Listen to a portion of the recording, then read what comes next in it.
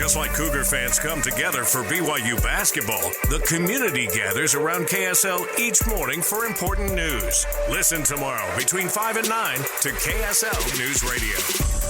Welcome back into Cougar Nation here on KSL News Radio. Mitch Harper and Matt Baiamonte with you up until 7 o'clock. We're taking your phone calls.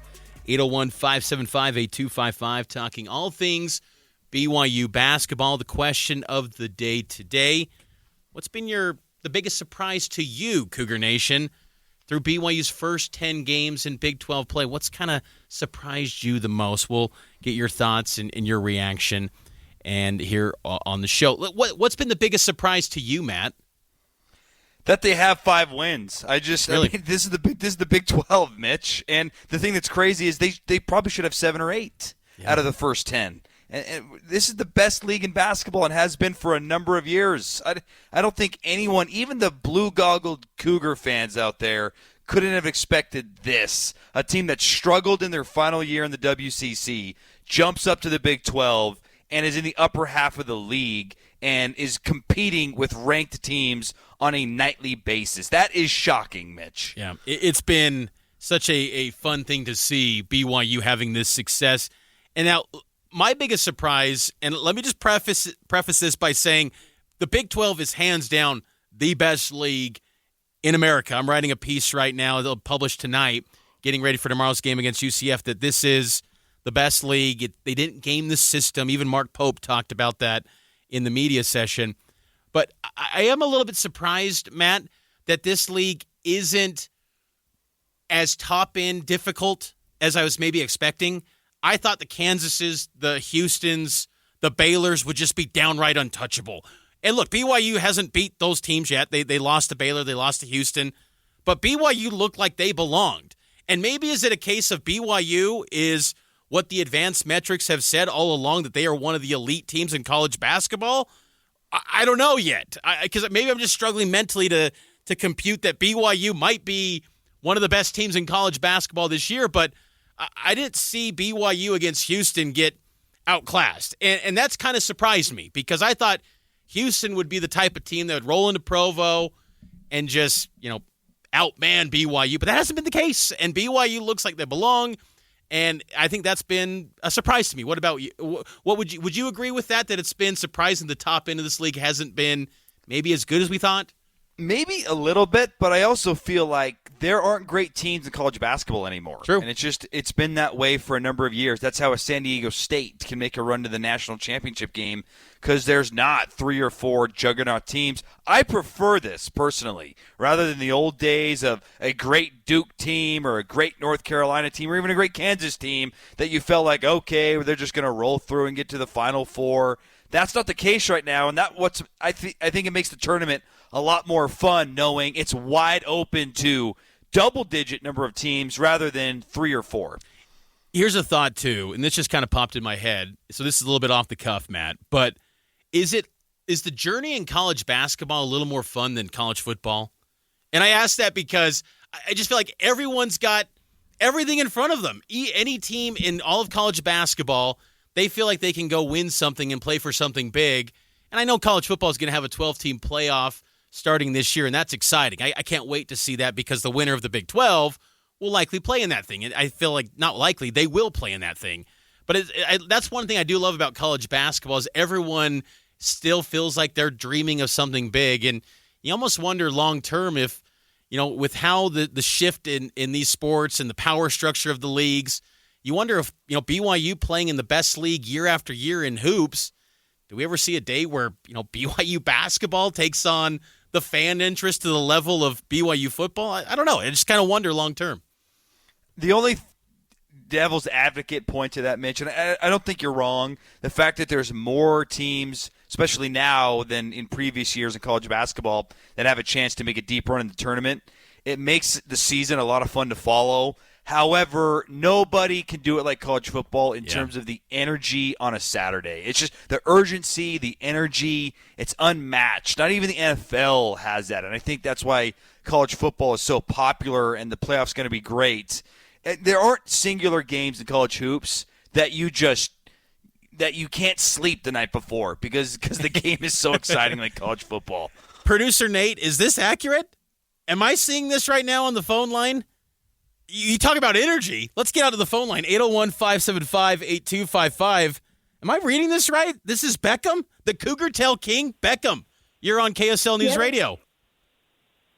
Yeah, that's me. Beckham, what's up, man? So you are the kid that devoured the Cougar Tail. Yeah, I'm the one who ate it. How's life treating you, man? Pretty good. What's on your mind? That I'm on this. What's your take? Beckham, I got to ask this. Did you know you were going to do that before the game began, or was it just spur of the moment? I'm on the board. I got a Cougar Tail. I'm throwing it down. So what actually happened is I was talking to my dad. And so I'm like, if I get on the Jumbotron, I'm just going to eat my Cougar Tail as fast as I can. You did a fantastic job, man. I appreciate the call. So life's been good ever since? Has it been a whirlwind? Yep. You going to do it tomorrow? You going to be at the game devouring another Cougar Tail? My dad lets me go to the game. I'm going to do it. Yes, get Beckham on the board tomorrow. Let's go. We need Beckham to become what, the Buffalo Bills have that ketchup and mustard guy. Beckham needs to be the iconic Cougar Tail BYU fan. We need that now. Thanks for the call, Beckham. Hope you're doing good, man. Appreciate it. Keep in touch. 801-575-8255. You can get to your phone calls here throughout the show because this is the show for you, Cougar Nation. Matt, let's get to what's trending up and trending down with this BYU basketball team coming out of that win over Kansas State. Cougar Nation, trending. What's trending up and what's trending down this season? It wasn't all good, Mitch, for BYU basketball, so let's start with the trending down, then we'll end on a high note with trending up. Trending down for me, free throw shooting. My goodness, if they had just made 70% of their free throws, the game would have never been in doubt. And unfortunately, margin of victory plays a role in the net, and it's going to play a role in your seed line as well come NCAA tournament time. So there was a great opportunity here to have another double-digit Big 12 win, and because of the second half lapse and then the poor free throw shooting, that didn't happen. They haven't made 80% or more of their free throws since they beat Texas. That's 3 games in a row, sub 80%. And 80% is not even elite. That's 90%. We're just talking a B. Think about that. If you're a student at school, can you just get a B on the test? No, I can't. I can only get C's, D's, and F's. Like the free throw shooting, it's got to improve, Mitch. It was pretty sad that Austin Collie, a former BYU football player, had a better percentage from the free throw line in that contest against Dennis Pitta during a timeout than BYU's team. They got to get better on that free throw line. Here's what's trending down for me. BYU's performances in the second half. That was one of the downsides this past week. Last week we had a caller call in and say, hey, are the concerns in the second half out of sight and out of mind? And I profoundly said, yes, they are okay. They're in the grid. They're in the clear. Nope, not so fast. BYU was outscored in both halves against Oklahoma and Kansas State. And K-State head coach Jerome Tang gave a little glimpse into, hey, maybe this is why the way BYU plays lends itself to these second half collapses. We said this was going to be a 15-round fight, right? And it didn't matter how big of a lead they had. They let you back in the game because of the way they play.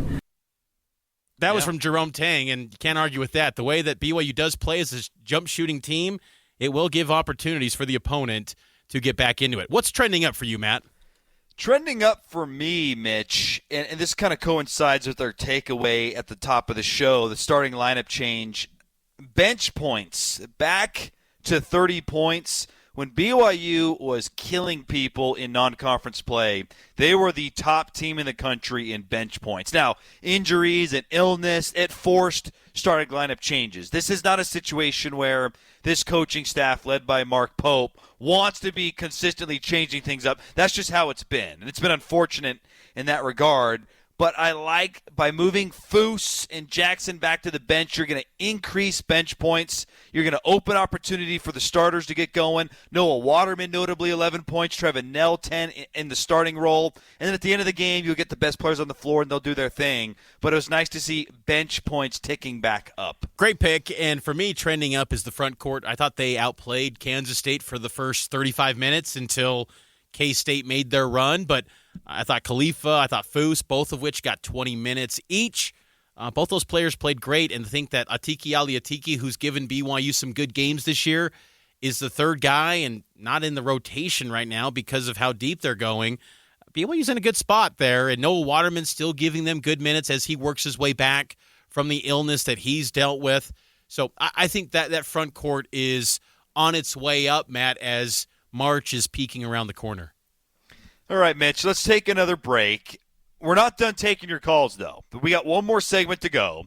801-575-8255. Would love to hear more of BYU fans' thoughts on what's been the biggest surprise to you, Cougar Nation, during the BYU's first 10 games in Big 12 play. We'll keep taking your calls, and we'll do a quick look ahead to a battle against UCF tomorrow night. It's Cougar Nation right here on KSL News Radio.